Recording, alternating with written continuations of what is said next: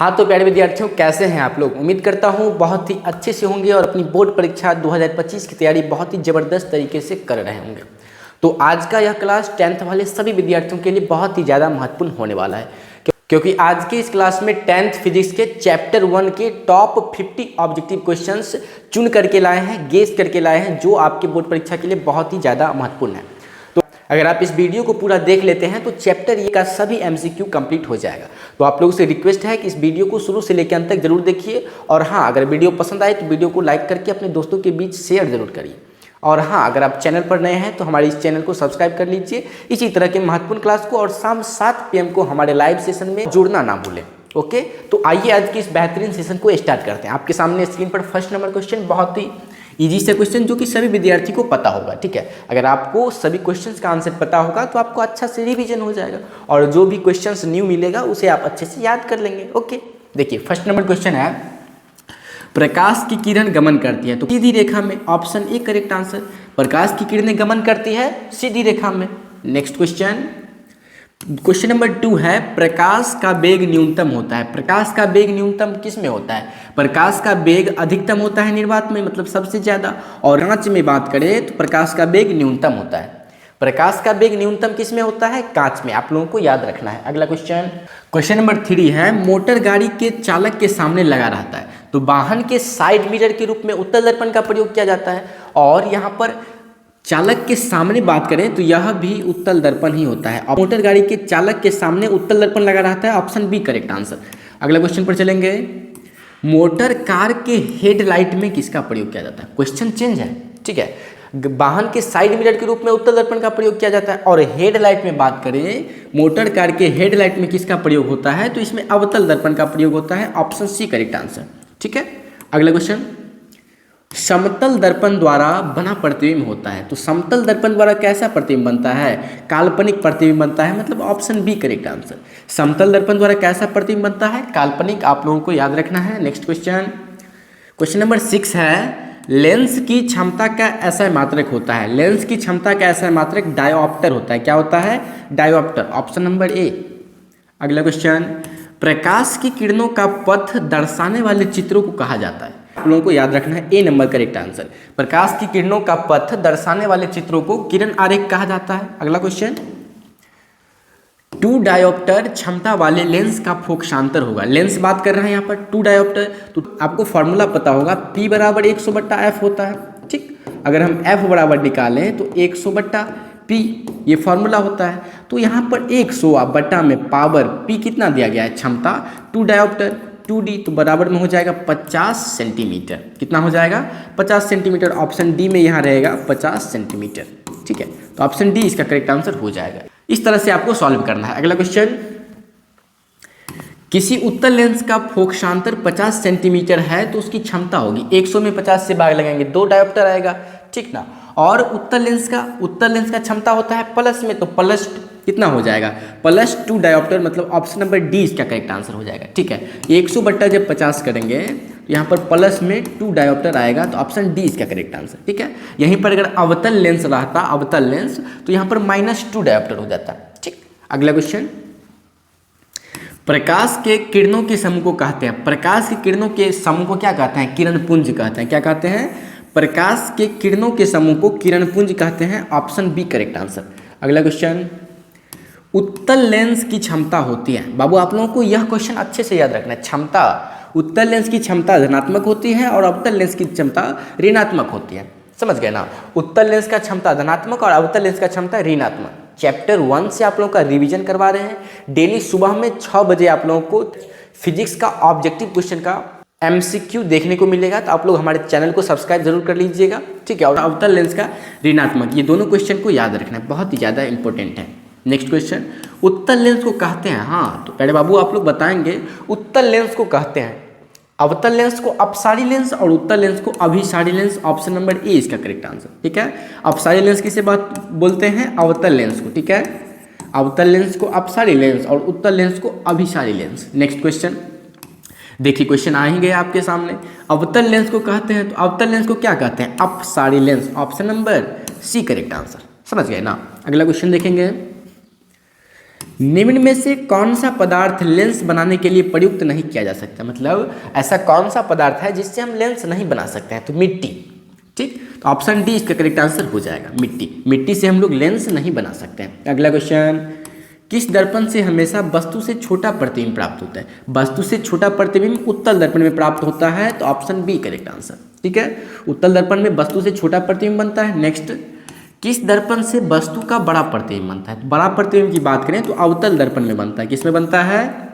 अवतल दर्पण में। अगला क्वेश्चन, प्रकाश के परावर्तन के कितने नियम और अपवर्तन के कितने नियम? ठीक है, ये दोनों क्वेश्चन को आपको याद रखना है। प्रकाश के परावर्तन और अपवर्तन दोनों के दो दो नियम होते हैं, तो ऑप्शन बी करेक्ट आंसर। अगला क्वेश्चन, जब प्रकाश की किरण हवा से कांच में प्रवेश करती है तो मुड़ जाती है, अभिलंब के निकट। Option B correct answer. कहाँ मुड़ जाती है? अभिलंब के निकट। फोटोग्राफी कैमरा का अभिदृश्यक होता है। फोटोग्राफी कैमरा का अभिदृश्यक क्या होता है? उत्तल लेंस। आप लोगों को याद रखना है। अगला क्वेश्चन पर चलेंगे। आज के इस वीडियो में टॉप 50 ऑब्जेक्टिव क्वेश्चन पढ़ने वाले हैं, चैप्टर 1 के 50 most important objective question.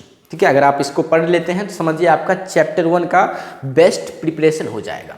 Okay, देखिए क्वेश्चन है आपके सामने, साइड मिरर के रूप में प्रयुक्त होता है। साइड मिरर के रूप में किसे प्रयोग किया जाता है? उत्तल दर्पण का। Option B correct answer. Side mirror के रूप में उत्तल दर्पण का प्रयोग किया जाता है, अभी हमने बताया। अगला क्वेश्चन देखिए, एक अवतल दर्पण की फोकस दूरी 10 सेंटीमीटर है, मतलब f बराबर कितना है?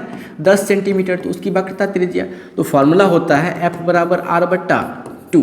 तो r बराबर कितना हो जाएगा? 2f, तो 2 गुने 10 बराबर में 10 दूना 20 सेंटीमीटर। तो इसका करेक्ट आंसर क्या हो जाएगा? Option number B, 20 centimetre.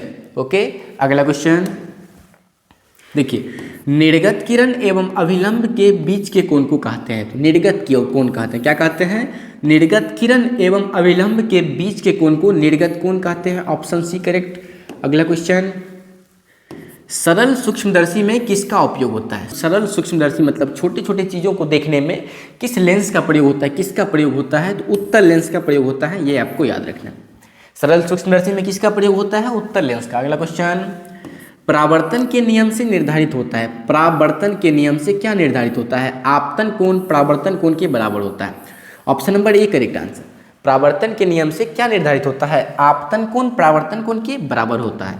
Next, काल्पनिक प्रतिबिंब होता है। काल्पनिक प्रतिबिंब क्या होता है? सीधा होता है। क्या होता है काल्पनिक प्रतिबिंब? सीधा। अगला क्वेश्चन, लेंस में मुख्य फोकस की संख्या कितनी होती है? लेंस में अगर मुख्य फोकस की बात करें तो 2 होती है। कितना होती है? 2। ऑप्शन नंबर ए, लेंस में फोकस कितनी होती है? 2।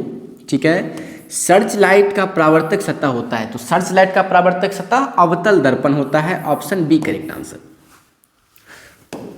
अगला क्वेश्चन, दाढ़ी बनाने में कौन सा दर्पण प्रयुक्त होता है? तो दाढ़ी बनाने के लिए अवतल दर्पण का प्रयोग किया जाता है। ऑप्शन नंबर सी, दाढ़ी बनाने में कौन सा दर्पण प्रयोग किया जाता है? अवतल दर्पण। अगला क्वेश्चन पर चलेंगे। देखिए, एक उत्तल लेंस की क्षमता 1 डायोप्टर है, तो उस लेंस की फोकस दूरी होगी। ठीक है, एक उत्तल लेंस की क्षमता 1 डायोप्टर, तो उस लेंस की फोकस दूरी, तो f बराबर होता है f बराबर 100/p। ठीक है, p होता है क्षमता, तो 100 बट्टा में उत्तल लेंस है तो प्लस 1d, तो ये हो जाएगा प्लस में 100 सेंटीमीटर। ठीक है, फोकस जो होता है फोकस दूरी कितना सेंटीमीटर में होता है। ओके, तो प्लस 100 सेंटीमीटर आपको याद रखना है। ऑप्शन सी, उत्तल लेंस पूछा जा रहा है तो प्लस में होगा क्योंकि उत्तल लेंस का क्षमता धनात्मक होता है, और अवतल लेंस पूछा जाता है तो इसका ऋणात्मक होता है क्योंकि अवतल लेंस का क्षमता ऋणात्मक होता है। ओके, अगला क्वेश्चन देखिए, किसी गोलीय दर्पण तथा किसी पतले गोलीय लेंस दोनों की फोकस दूरी -15 सेंटीमीटर है दर्पण तथा लेंस संभवतः। देखिए, फोकस दूरी क्या है? माइनस में, तो अवतल लेंस होगा, सीधी सी बात, दोनों अवतल। Option A correct answer. Okay, next question देखिए, प्रकाश के अपवर्तन के कितने नियम हैं? तो परावर्तन और अपवर्तन के दोनों के दो नियम हैं, आपको याद रखना है। नेक्स्ट क्वेश्चन, किसी माध्यम के अपवर्तनांक का मान होता है, तो अपवर्तनांक का मान म्यू बराबर क्या होता है? म्यू बराबर साइन आई बट्टा में साइन आर। ठीक है, क्या होता है? म्यू बराबर साइन आई बट्टा में साइन आर, साइन आई बट्टा में sine R. Option number A है। ठीक है, तो आपको समझ लेना है, ऑप्शन ए करेक्ट आंसर। अगला क्वेश्चन, एक उत्तल लेंस होता है। उत्तल लेंस क्या होता है? किनारों की अपेक्षा बीच में मोटा। क्या होता है उत्तल लेंस? किनारों की अपेक्षा बीच में मोटा। ऑप्शन सी में है। ठीक है, तो ऑप्शन सी इसका करेक्ट आंसर। ठीक, अगला क्वेश्चन, देखिए अवतल लेंस का आवर्धन m बराबर होता है, तो अवतल लेंस का आवर्धन m बराबर v/u होता है। Correct answer. अगला क्वेश्चन देखिए, गोलीय दर्पण में फोकसांतर एवं वक्रता त्रिज्या के बीच संबंध है, तो r बराबर 2f होता है। क्या होता है? r बराबर 2f, ऑप्शन नंबर ए। अगला क्वेश्चन देखिए, सोलर कुकर में प्रयोग किया जाता है, सोलर कुकर में कौन सा दर्पण प्रयोग किया जाता है? बताइए आंसर। सोलर कुकर में अवतल दर्पण का प्रयोग किया जाता है। किसका प्रयोग किया जाता है? अवतल दर्पण। ओके। अगला क्वेश्चन देखिए, किसी लेंस द्वारा उत्पन्न आवर्धन का ऐसा मात्रक होता है, तो लेंस द्वारा उत्पन्न आवर्धन का ऐसा मात्रक क्या होता है? मात्रक विहीन होता है। ठीक है, किसी आवर्धन जो है ना, आवर्धन मात्रक विहीन होता है, आपको याद रखना। ठीक है, आवर्धन का कोई ऐसा मात्रक नहीं होता है। लेंस के केंद्रीय बिंदु को कहते हैं, क्वेश्चन है आपके सामने, क्या लेंस के केंद्रीय बिंदु को कहते हैं? तो लेंस के केंद्रीय बिंदु को क्या कहते हैं? प्रकाशिक केंद्र कहते हैं। क्या कहते हैं?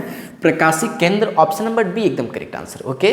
अगला क्वेश्चन नेक्स्ट, अगर बाबू आप लोगों को वीडियो पसंद आ रहा हो तो आप लोगों से रिक्वेस्ट है कि अपने दोस्तों में इस वीडियो को शेयर जरूर करें।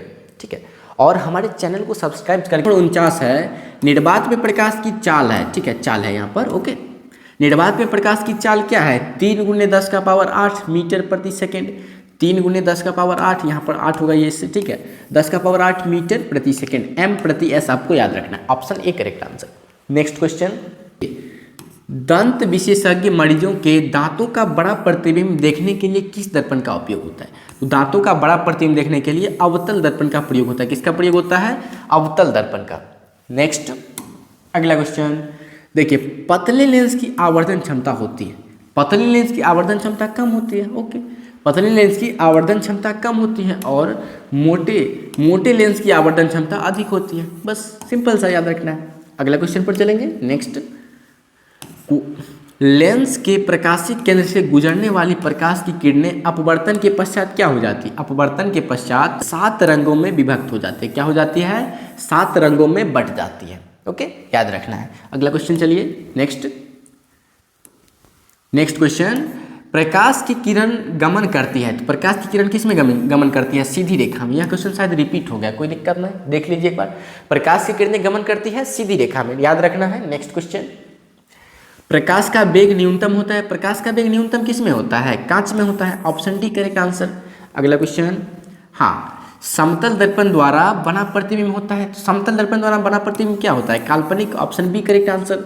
अगला क्वेश्चन, प्रकाश की किरणों का पथ दर्शाने वाले चित्रों को किरण आरेख कहा जाता है। अगला क्वेश्चन, अवतल लेंस को कहते हैं, तो अवतल लेंस को क्या कहते हैं? अवतल लेंस को अपसारी लेंस कहते हैं। ऑप्शन नंबर सी इसका करेक्ट आंसर।